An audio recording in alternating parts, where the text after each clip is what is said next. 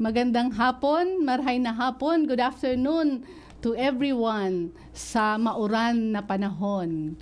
Sister Jessie po, shout out sa sakuyang pamilya sa Baaw, Baracena family and Magdarayo family, sa Pagbilao, Quezon, sa sakuyang tugang na Matoa, si Nene Chari, as in sa Santa Rosa, Laguna, kila Paul and Michael and Lynette family. So today is Friday, December 27, 2024, 2 days before the Feast of the Holy Family. So welcome to our program, ang Usapang Bukasyon ACI, every Friday at 1 p.m. Okay, so nung nakaraang Biyernes, episode 17, ang napinamagatang Voc Bank Diaries, ang mga panauhin natin ay dalawang ACI sisters na miyembro ng ACI family bago pumasok sa kumbento, at isang member ng ACI Family Youth at isang sakristan noon. Seminarista na po ngayon. So ngayong hapon, episode 18, na pinamagatang Unwrapping Takeaways of Christmas. So ngayong hapon, kami po ang guest na tatlo. Thank you, Sister Jessie. Good afternoon, everyone. I'm Sister Martha Hang. I'm very glad to see you again. Today is feast day of Saint John the Evangelist. So happy feast day to those who celebrate the feast day today. And shout out to all the Vietnamese sisters, my families, friends, relatives, and those who are watching and listening our program this afternoon. Okay. Sa Giraray, Sister Net po, ACI. Shout out kay Hana, Wilma Orsabia at Aurelia Buitre na nanonood ngayon. At happy birthday din kay Gloria Paclarin, nanonood din siya ngayon. At sa aking kaibigan na si Dr. Cecil Javier, birthday niya bukas. And then sa December 29, birthday din po ni Joy Diaz. So, shout out sa lahat ng mga sumusuporta sa ating programang Usapang Bukasyon ACI. Na-mention nga kanina, 2 days from now, fiesta ng Holy Family. Kaya, shout out din sa aking pamilya, Montes Claros de la Serna. Yan, especially sa akong papa. I'm sure, hindi man makapanood ng live, pero he always makes it a point to watch his youngest daughter. At least yun lang yung connection namin, no? Kasi malayo, pero buo pa rin ang pamilya, buo pa rin ang relasyon, malayo man, malapit, pero sa pamilya, laging kaisa. Tama ba yun? So, it's Holy Family. We'll talk about the value of family today. So, I would like to emphasize, we can say that, and I believe talaga, I'm really fully convinced that the family has been deeply rooted in the mindset of God in creation. And this was fully expressed during the incarnation na nagkatawaan. The Word na ina-emphasize ni Mons nung lagi, the Word, yan lagi niya, was made flesh and dwelt among us. So sinadya ni God na ang kanyang only begotten Son ay maging miyembro na isang human family. Kaya through Mary and then si Saint Joseph na kanyang foster father. Yeah. So, totoo na napakahalaga talaga ng pamilya. Kung paano tayo naging tao, paano tayo lumaki, paano tayo pinalaki dahil sa pamilya. Lahat na meron ako, meron tayo, ay galing o bunga ng pagpapahalaga o pag-aalaga ng isang pamilya. Kaya una, salamat sa aking mga magulang, kung paano sila ka-dedicated, grabing sakripisyo para kaming 6 na anak mapatapos. In spite of they're very simple, hindi po sila professional, pero hininguan nindang mapatapos kami, mapaadal sa Catholic school. So kaya salamat Mama, Papa, yaon na sinda sa, hopefully nasa heaven na, and they're enjoying in the presence of the Lord. So, kaya shout out sa kanila, lalo na sa mga pamilya na hanggang ngayon, buo pa rin at nagsasakripisyo para itaguyod ang na magkaroon ng maayos na pamilya. Thank you, Sister Jessie and Sister Ness, for your sharing. I think that's good that we talk about the family, no? So I see the family for me very important, and somehow they support us. Our parents sacrifice for us, and we are here because they sacrifice, they nurture, and they support us in different ways of our life now. So I think my papa also gone ahead of us also. So I think now he's very happy to see three of us here, and shout out to my papa in heaven also. They're listening. Maybe Yeah, they're listening, watching and also. supporting, praying, Lord. First time na ganitong concept yung kanilang programa, tulungan yung mga anak. So who we are right now, kung ano man tayo ngayon, dahil po yan sa paano tayo pinalaki, at ang talagang investment ba, ang pundasyon is really sakripisyo, pagmamahal, sakripisyo. Talaga makita mo, no, na rich and poor alike, na nakita mo na yung kung ano man meron sila, ibibigay lahat yan sa anak, para sa anak. So, yung purpose nila sa buhay, yung meaning ng pagtatrabaho nila, a big part of that is really for the children. And then we don't forget that the Holy Family is a celebration of life, of love, of selflessness, sakripisyo. And then it's focus, of course, of Jesus, Mary, and Joseph. No, alam natin yon na marami ding challenges na nangyari sa buhay nila, di ba? They even have to escape, parang ganon. So, and then yung lahat yun, so naranasan din po ng banal na pamilya, yung mga kung ano man yung naranasan nating kadipisilan sa buhay. So, sila yung ating lakas, sila yung ating modelo, sila yung ating inspirasyon na naririyan. Kung paano nila nalampasan yung mga balakid sa buhay. Kasi kung titingnan natin, umpisa pa lang ng ipanganak si Jesus ay sa kahirapan na. Ano? Nakita natin yung simplicity of life. Kung paano, kung titingnan talaga natin ang Holy Family, na maging modelo ng lahat na pamilya, siguro hindi mahirap, kasi ngayon, iba na yung konsepto ng pamilya. So, pero kailangan bumalik ulit tayo sa ano ba talaga ang totoong pamilya na nakaugat at naipakita ng ating Holy Family. Pinapakita din siguro sa atin na parang hindi naman talaga pera at pera lahat. Of course, money should always be at the service of, hindi sila yung parang Diyos-Diyosan na natin na lahat na lang ng desisyon, money yung magde-decide for us. No? So it's love, it's a family. Mahalaga po. Kasi we are actually looking forward to something na at the end of the day, pwede natin sabihin na we are all meant to be a member of this God's family, God's eternal family in heaven, where there is no pain, there is no sickness, only peace, only joy, only love, music. I like to believe that there's music in heaven, very beautiful music. So we are all geared towards that belonging to a family, or to a bigger family. So we have a glimpse of what it is to be in heaven, to belong to a bigger family through the families that we have, and we stop already asking what the family can do to us. It's time for us to think, what can we do to our family to build really a family of love, of peace, of forgiveness, kahit na mahirap minsan, no, challenging, but we have to embrace. Ito yung binigay sa atin ng Diyos na pamilya. Nag-iisang nanay, nag-iisang tatay, mahalin po natin sila. Wala na pong iba. Sila, and ito yung pamilya na ginusto ng Diyos na kung saan tayo lalaki. Okay. So, I would just like to remind us, sisters, of our topic today, unwrapping the takeaways of Christmas, no?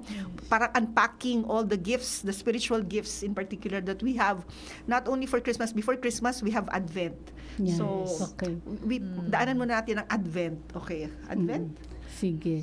So, ang Advent, pinaghandaan natin ang 4 na linggo, kaya makita natin sa lahat na simbahan o sa mga bahay ang 4 candles which represent the 4 Sundays, na isang napakagandang preparasyon o ginaguide tayo ng simbahan kung paano paghandaan ang pagdating ni Jesus, ang pag-celebrate ng Christmas. So, Advent is a moment of deepening, reflection, being silent. So, sa akin nga gusto ko siyang ihalin tulad sa isang tanim na kailangan i-recultivate, para i-prune, para muling mag-usbong ng maganda. So kasi mahilig ako sa tanim. So nakikita ko po na once na ang tanim pinuprune, fertilize, lalong tumataba. So parang ang Advent is an invitation for us to renew, to rejuvenate, to bloom, para mag-bloom again, kailangan ayusin. Ano yung mga kulang, punuan, ano yung mga dapat putulin para umusbong muli ang bagong buhay. And why? Because Advent comes from Adventus, which means coming. Somebody. When there's someone, if there's coming, it means there's someone coming. There's someone who will pay a visit. Sabi nga nila may 3 Advent, no? So daanan na natin quickly kasi we still have a lot of topics to discuss, to share.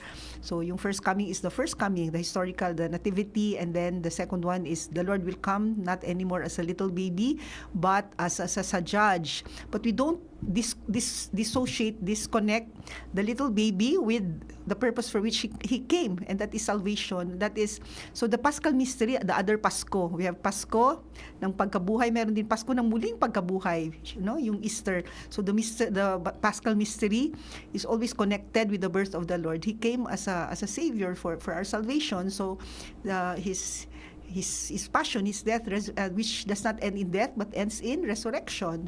Yung ganun. And the third coming, he always comes to us in his word, in the Eucharist.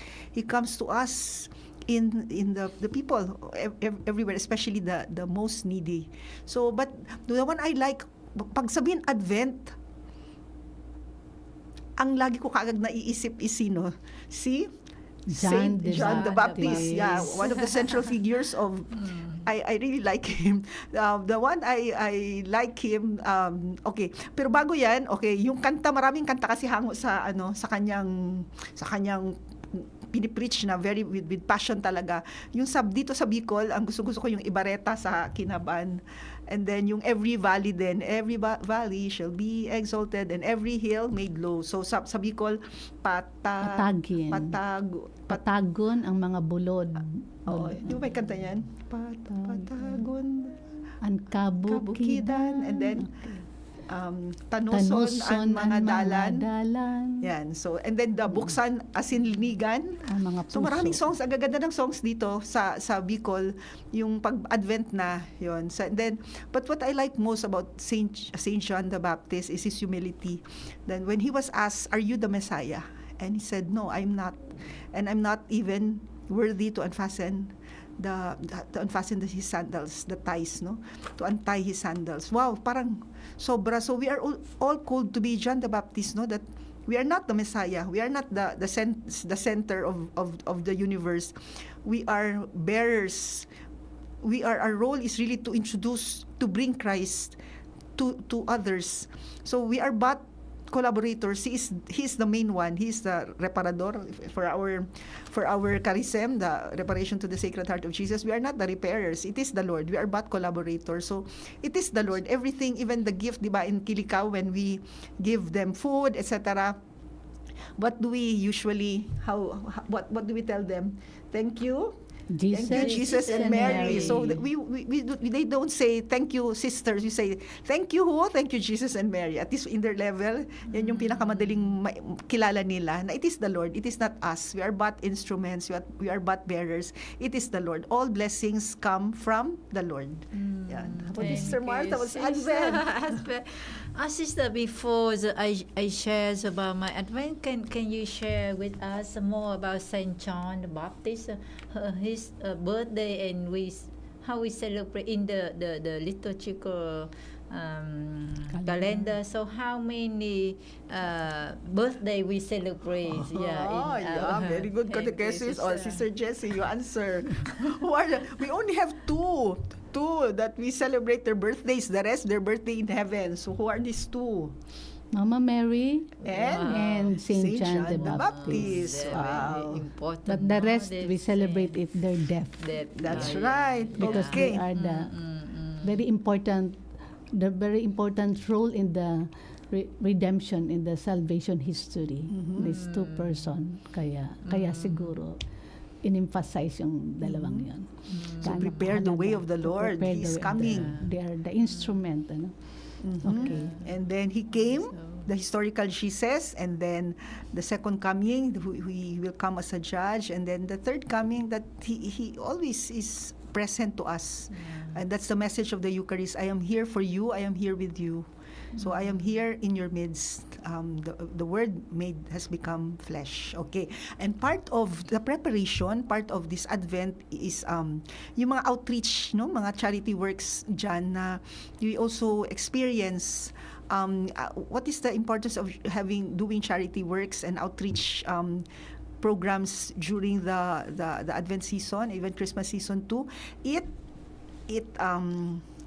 cleans up our selfishness and gives outreach programs give way to generosity, to cleanse our hearts from what is important, not to accumulate things, and then our materialistic heart, mga ganyan na parang winawalisan natin yung puso natin. So we share. So we experienced outreach, at least the dormies, all of them, they contributed something to come up with an outreach program in Kilikao, no? So it was a happy experience. And also the one of Chaludi, shout out, yung kanyang taon-taon po niyan, every year they gather 100 children. When did we have, would you like to say something about it, the 100 children? Yeah, actually the big celebration, no, this time to gather on, I think her clan also, no, her clan and the friends and many children come. I think that's a good gathering, the time for bonding, give the happiness to the children, those who want to receive to celebrate Christmas, especially the children. I see the joy and the happiness in that party. They really like parang I think months ahead, parang they're like gathering talaga things that they can give to the children. So inahandaan itong taon-taon na pag-celebrate nila ng pag-gather ng 100 children. But this year it's a little more significant for us since it's like we made it as part of the centenary activity of Santa Rafaela. Kasi today, this year, it will be completed sa January 6,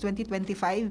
Diyan po siya nagse-celebrate ng 100 years ng kanyang death anniversary. So, in-integrate po itong celebration na ito na 100 years, so 100 children also. And it was a very beautiful experience of this outreach activity during the Advent and Christmas season. And then ito, ano to? we in the Advent we also learned from our priest who assault Father Castillo that we should be a PWD. What it means to be a PWD.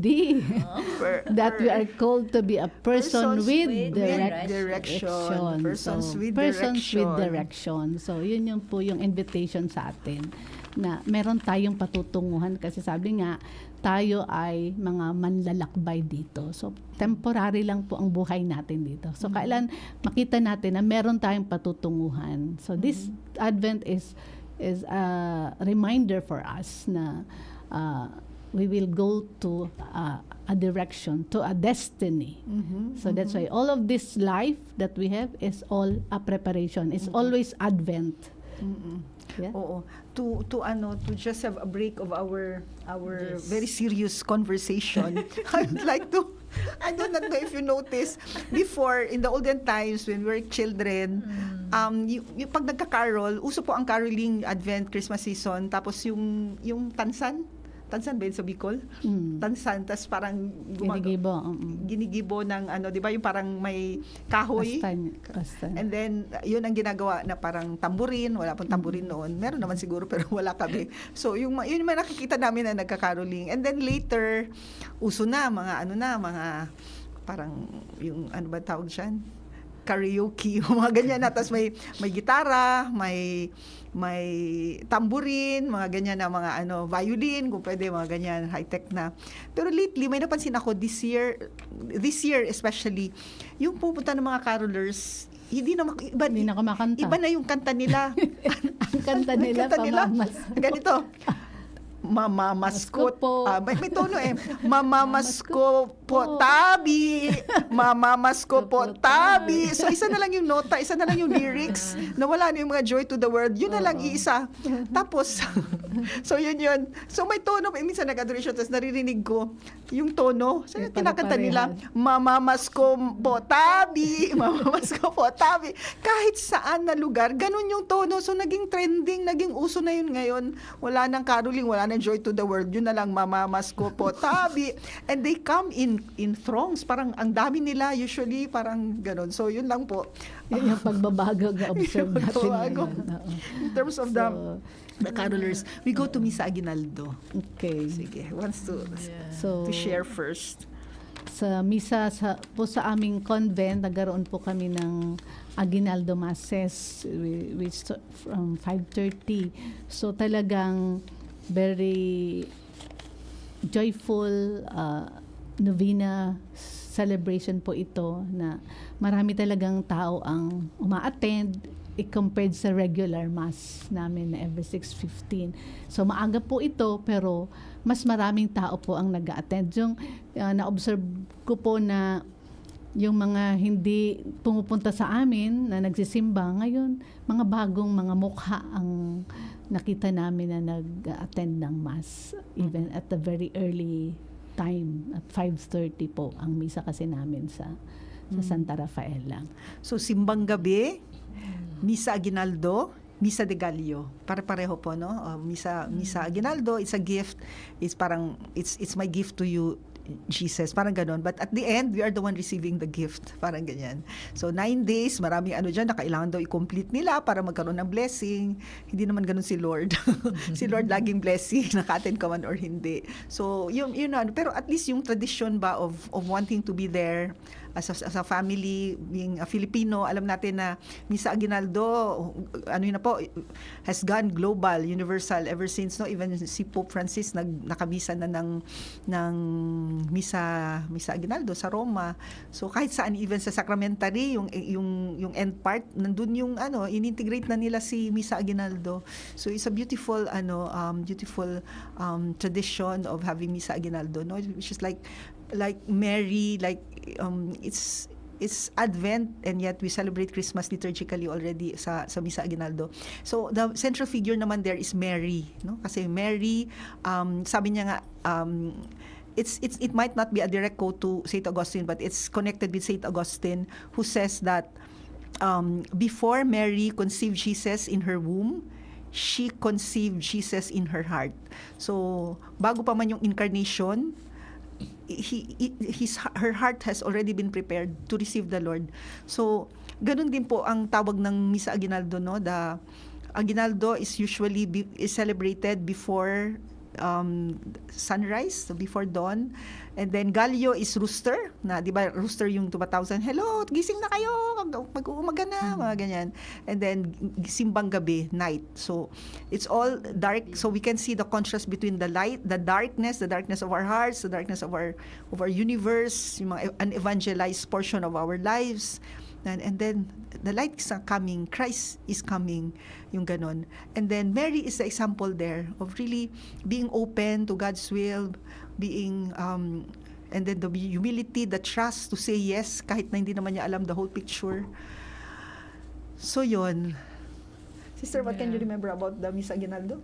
Who are the other priest presiders? Yes. How is Father. do you have also celebration in Vietnam? Misa Yes. Aguinaldo? What's the difference? This is the difference. I can see the difference between the Christmas here in the Philippines and in Vietnam. We don't have Aguinaldo Mass, Simbang Gabi line here. So since I came here, I say, wow, very nice, because you have 9 days for novena preparation. I said that's a good time to prepare, to celebrate, for welcoming Jesus with joyful heart, gathering. It's, I feel when I attend the novena mass, I see the spirit of joyful, of welcome Jesus, and the spirit of gathering, bonding. The faith, I can see the faith of the Filipino, and wherever the Filipinos stay, so they gather Yeah. together. It's all- Whenever there are Filipinos, there is There's Yes. Aguinaldo. I think Aguinaldo Mas and wherever. Simbang I think in Gabi. Vietnam also There they is have. also Yes, the because in Filipino Vietnam, yeah, community. there is Filipino, so I think they have. But you didn't Yes. attend. But you now didn't because attend I'm yet. here, so Yeah. I'm here already, so I No, did not. no, Maybe, yeah. before. Did you before. witness or attend? I did not witness, but I heard that they have Simbang Gabi Yeah, there. so it's- Especially in that Vietnam is a little bit open. Maybe Ah, during that yes. time, it was not yet Oo, very yeah. open. Yeah. And then I would like to take advantage of just like saying thank you to, in particular, si Mrs. Elsie Amor, si Miss Mildred Perete, si Miss Aurelia Buitre, and then lahat na nagpakain kasi ang Aguinaldo Mas talaga hindi pwede yung package, kasama na dyan yung kainan. Konting Yes. simple breakfast lang, konting init-init siya ng ano, pero the gathering of being together after the misa and then La we proceed mesa. with the mesa. So it's a beautiful beautiful talaga tradition. It's also a tradition. And then also yung mga kumanta ng salmo, wow, galing yung mga lectors natin dyan. And then yung choir, si Francis Diaz and her sister Chris. And then of course the presider, salamat mga padre, si Father Monsignor Dong, of course, Father Mark. Oh, shout out to Father Mark. You promise him. You shout out, special shout out to Yeah, Father shout Mark. out to Father Mark. And then si Father Bok, and then Father June, si Rojales, Father June Barquez, and si Father Bino. Yan. Yeah, Salamat sa inyong mga salamat. humili. It's a good preparation for everyone po. Okay, and then it's and then shortly lang po the midnight mass before we take a break. So what do you remember about the midnight mass? The one I really like is the participation of the children. Wow, as Mary, Joseph, and then the shepherds. Wow, grabing preparation. Grabing excitement. Nakaka-excite kasi excited yung mga bata. Tapos yung talaga nag-practice sila, ganyan. And then, salamat din kay Mons No kasi he allowed this creativity with the children. And game na game man din si Mons. So, salamat. And then, kahit na Maulan. Wow, Sige. super. Oo. Kaya nga, flooded ang ibang lugar. So, yung iba hindi talaga naka-attend. Pero puno pa rin yung, siguro yung mga simbahan, siguro, kahit maulan talaga, puno. Tulad din sa amin. Kaya, salamat sa patuloy na pag-nourish ng ating tradition and pananampalataya sa Diyos. And then the contrast Nagkakaisa again. tayo, yeah. Yeah, the contrast again between the light and the darkness. Una, lights out muna, and then silent night, nagpaso si Mary and Joseph with the torch. And then after that, bulaga, lights on, and then joy to the world. Yeah, that day I so impressed with the old lady, no? Yeah. Yeah. Yeah, even the rain so strong, but cannot stop her to Yes, attend yes. the mass. 90 Yeah, plus? Not almost 90. Oh, Yeah, Chai, shout out sa'yo. Yeah. Yeah. Our faithful ACI Yes. family. Yeah. Oh. Really come to celebrate with us. Yeah. And food. Okay. So, time check. It's almost 1:36. An oras hatod sa Indokang Optin Lutein Capsule. Alagaan ang paningin sa tulong ng Optin. Kitang-kita ang kalusugan ng mata. San Miguel Pale Pilsen, sarap laging kasama. Artisan Joint Supplement, bumabagal ang galaw dahil sa joint pain at arthritis. Mag-Artisan. RightMed. Pag may check, that's the right one. The right one is RightMed. Bear Brand Fortified Powdered Milk Drink. Mag-Bear Brand araw-araw. Kung ikaw ay edad 50 pataas katulad ko, may mataas na ang risk ng panlalabo ng paningin. Mas challenging ang pang-araw-araw na gawain tulad ng pagbabasa, pagsusulat, at pagmamaneho. Ang Optin ay may lutein na maaari makatulong sa kalusugan ng mata, nilalabanan ang epekto ng glaucoma, macular degeneration at katarata. Kitang-kita ang kalusugan. Mabibili ang Optin sa mga pangunahing butika nationwide. Mahalaga ang paalala, ang Optin ay hindi gamot at hindi dapat gamitin panggamot sa anumang uri ng sakit. Thank you Kong Joey Salceda, habang sa agrikultura, turismo, infrastruktura, finansya, tabang medikal. Thank you Kong Joey Salceda. Buhay natin mas sumasaya, pag si Joey ang kaiba. Daig natin ang pangangamba, Kong Joey Salceda. Highest rating na proven,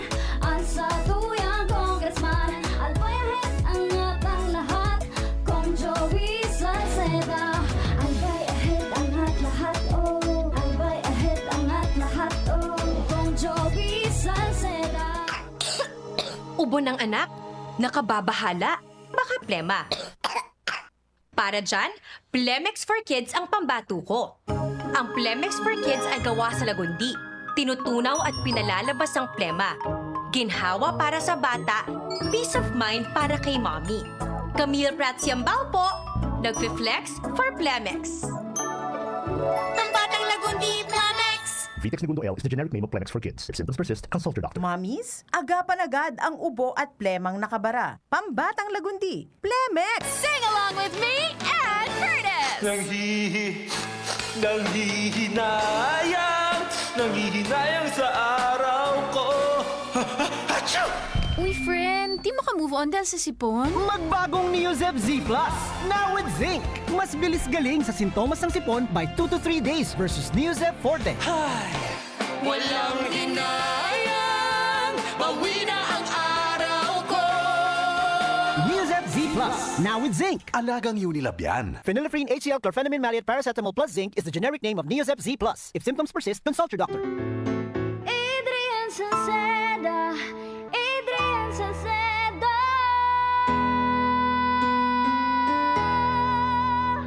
Padagos ang pagtabang niya sa sato padabata. Yan ang satong alkalde sa banwaanin po lang gift. Taon-taon kada ko lang mga naginibuhan niya. Idolo padabata si Adrian Salceda. Tunay na aki kang tercer distrito. Nonoy Kap Adrian sa tuyang idolo. Adrian Salceda, padabat siya kan masa. Alcalde kan Pulangi, Mayor Nonoy Kap ikana. Adrian Salceda, pag-asenso na matitra. Banuan kan Pulangi kay Mayor Nonoy Kap.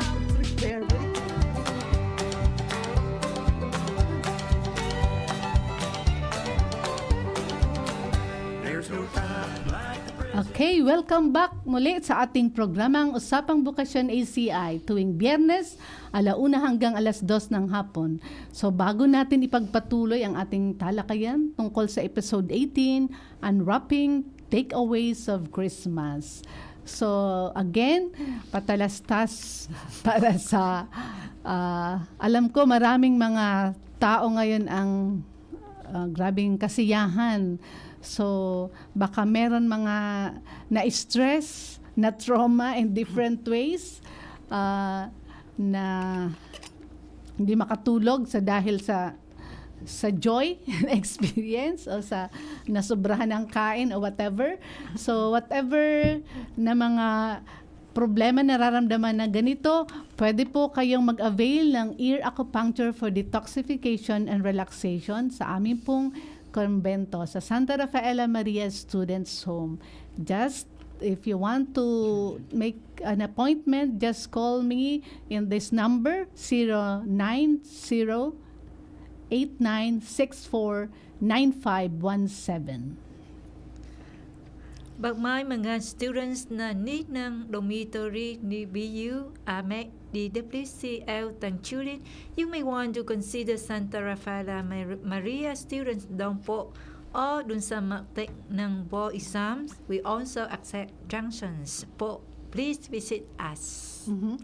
By the way, we also facilitate retreats and recollections and parent-students encounters. So please message us if you're interested. At kung may kakilala kayong gusto mag-search ng kanilang bukasyon, we are here to accompany you. Arat na, kita-kits. Okay.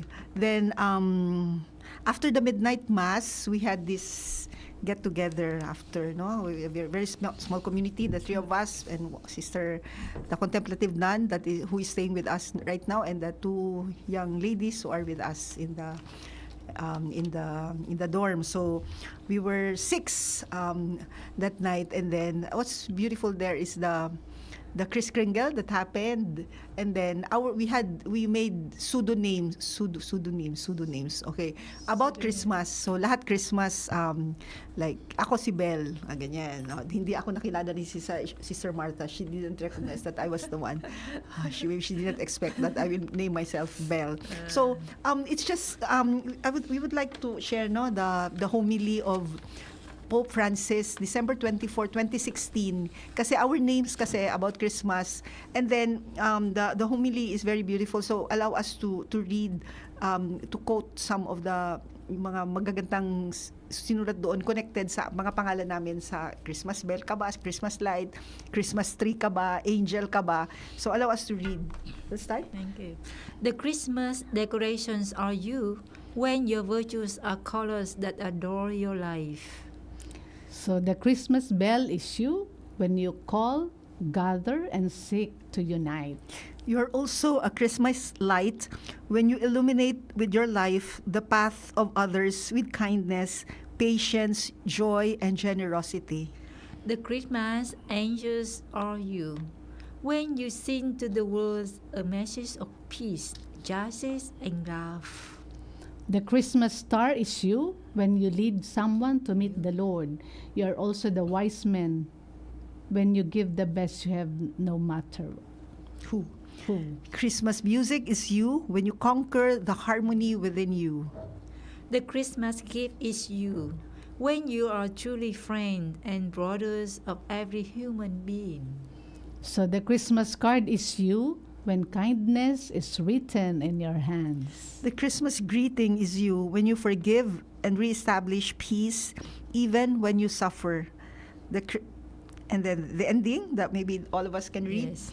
The Christmas spine is you when you resist vigorous winds and difficulties of life. So yan ang message ni Pope Francis. No? Nice, no? Very beautiful. Okay, yeah. And then I remember, okay, we didn't have mass in the chapel, in our small chapel, on December 25 kasi nagmisa na kami, midnight mass, no? So kami lang yung nagsimba sa Albay Cathedral in particular. And then, but before that, we made it a point to give communion to the elderly that we usually give communion every Sunday. Kasi one of them talaga expressed her desire, Sister, are we gonna receive Jesus on Christmas Day? I said, of course, yes, that's part of our schedule. And they're really happy to receive Jesus on the day of Christmas. Yeah. So it's a beautiful experience also of knowing that we have really made them happy and feeling blessed to have received Jesus on Christmas Day. Pero nag-online mass po sila, nagbigay lang kami ng komunyon. So, okay na tayo. And then, morning misa. What's our experience during the morning misa? Yeah. It was... Very touching to see really people gathered together. Talagang full ang cathedral. No? Overflowing. Hindi nga kami nakaupo. Nakatayo kami the whole of the mass. So, but our hearts, my heart is so happy seeing people coming together to celebrate, to thank the Lord for this wonderful gift of His Son, of the gift of Jesus to us. Yeah. So, talagang very touching po na makita. Mga pamilya-pamilya po, ano? Kahit yung pinaka-elderly kasama. So, very, very beautiful. The whole family, yeah, no? the whole family. Many families. Even the family with 3 generations, no? Lola, father, son, Yeah. sister. Yeah. The grace and I think there's the blessing, no? Full of people, and our sister have to give the communions also, no? Yeah. So, We were in the periphery. We were like medyo malayo. Nasa sa door, doon kami nakatayo. And then nakaganyan ako. And then nakita ko yung mga sapatos na bago, mga pantalon na very crunchy pa, na bago din, mga maong, ganyan. Tapos yung mga damit ng mga bata, bagong laruan. Tapos naalala ko lang na yung mga maliliit pa kami, talagang kahit pinagsikapan din talaga ng mga magulang namin na every Christmas talagang merong bago. So naalala ko lang yung kabataan ko and growing up years na kung paano din kami minahal, yung basta appreciation lang talaga ng pamilya, kasi pamilya nga yung mga nakikita namin, sabi nga 3 generations mga nandun, ina-assist nila yung mga matatanda. Beautiful sight, no, of being Christians, of being Filipinos, yung value na malakas sa atin yung pamilya. So overflowing nga yung ano. And then yung ano din na Christmas is really is a time of receiving gift, and the greatest gift that we receive is really Jesus. So yun lang, na happy din ako na in spite of the many parties, many regalo, ano, na parte ng schedule ng mga Pilipino is really mag-celebrate ng misa, na ano, mag-celebrate, hindi naman mag-attend lang. Hindi naman kayo mga pare. Hindi, ano nga tayo, common priesthood, pero I mean to attend mass na mas mapalalim, na ang greatest gift is really receiving the Lord, is really Jesus, yung ganon. And then totoo nga yun, kasi since overflowing talaga yung tao, naisip namin na mag-volunteer tayo, na we don't belong to the parish of the St. Gregory.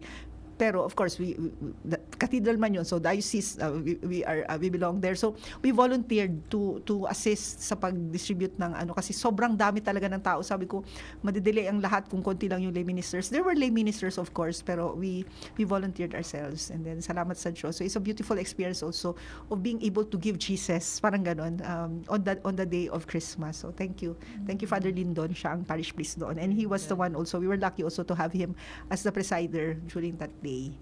Yun. So, yun yung aming morning misa. And then, hindi nagluto. So where did we go, Sister Martha, after the misa? After the misa, we went to the Mona.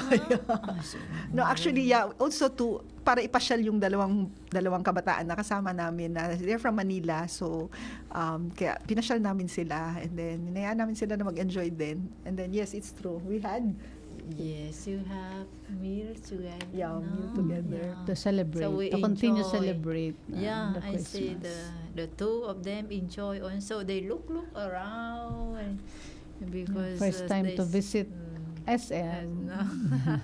Yeah. And many people, no, Yeah. old Yeah. and young as The same Beautiful. also. the same. It's really family gathering again. It's a beautiful Meron na sa celebration. wheelchair, Oo, yeah. meron sa cane, ina-assist. Tapos meron yung parang may nakita ko siguro, baka may ano yun, may post parang brain surgery something. Basta nakikita ko iba-ibang tao, kahit yung may mga sakit, dinadala sila ng pamilya nila. Tapos meron din yung parang mga kasi narinig ko mga American English, yung kanina mga accent is mga ganitong abroad. Balikbayan. Balikbayan o mga ganyan. So nakakatuwa talaga, oo. So yun, tapos may mga friends din na sister, ganyan. Tapos parang sabi nila, sino yun? Sabi ko, hindi ko rin maalala. Pero baka dating dormitory, yung mga ganon. So yun din yung advantage ng isang benefit, joy ng isang sister, na parang when you're a sister, you belong to a bigger family. Yung parang lahat nakakakilala sa'yo, kahit hindi naman magkakilala. Lahat din kakilala namin, kahit hindi naman namin sila kakilala. Kasi they acknowledge, they see us also as a member of their family. So yun po yung joy. Kaya gusto nyo makairanas ng ganon, magmadre po kayo o magpari. Ang pari hindi mo nakiwala, hindi mo sila nakaklerical minsan. Pero kami, ganito, mga abang lingkod, yung ganon, yun talaga yung naranasan ko, The joy. na the joy of being of belonging to a bigger family, kahit hindi namin kakilala. Nagsismile sila, tapos nagsismile din kami, tapos libre kaming makipag-usap sa mga bata, tapos yung mga nanay tuwang-tuwa na kinakausap ni sister, ganyan. So nakakatuwa, no? Sa mall, ganon yung karanasan. Sister, ano mo yung sa couples? Yeah, so we are also preparing for the 5 couples na ipapakasal this coming December 30. So we are praying for them na they desire really to receive the sacrament of matrimony, and they choose December. So because December is very very special month. So that's why they choose December to be married, ano. So masaya po kami kasi at least sa dami ng marami doon na nagli-live-in, at least may 5 nag-desider na magpakasal. From Kilikao. From Matagbak. Yeah. Yeah, so that's why salamat sa mga couples for Christ who help us prepare, and the family of Imperial, Cha Miding. Shout out kay Cha Miding. Shout out kay Cha Miding and Imperial. Kuya Toti for their support for these couples na they will be able to really receive the sacraments, and also shout out for Father Dave who really support this na makasal talaga sila for free.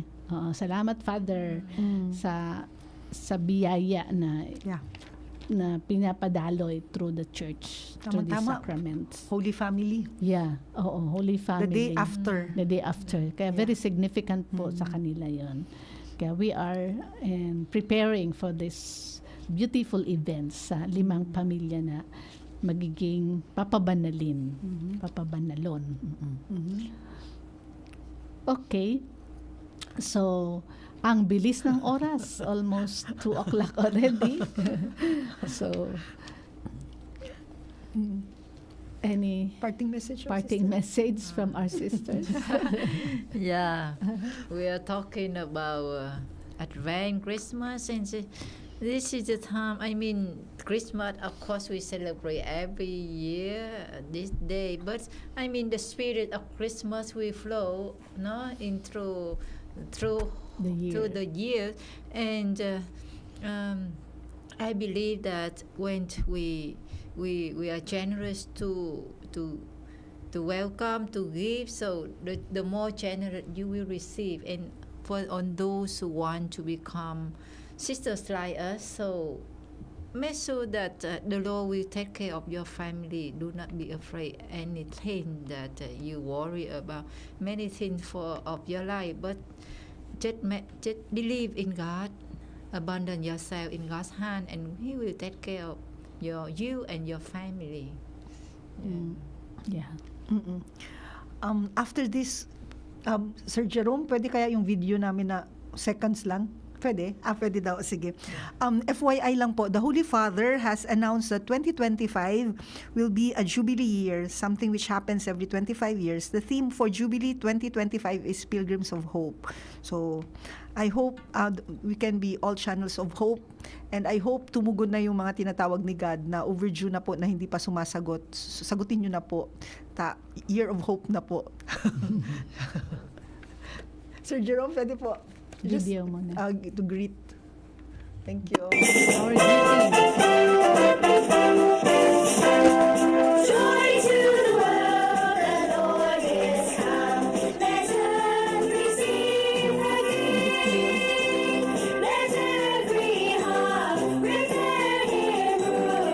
And heaven and nature sing, and heaven and nature sing, and heaven and nature sing. Joy to the earth, the Savior reigns.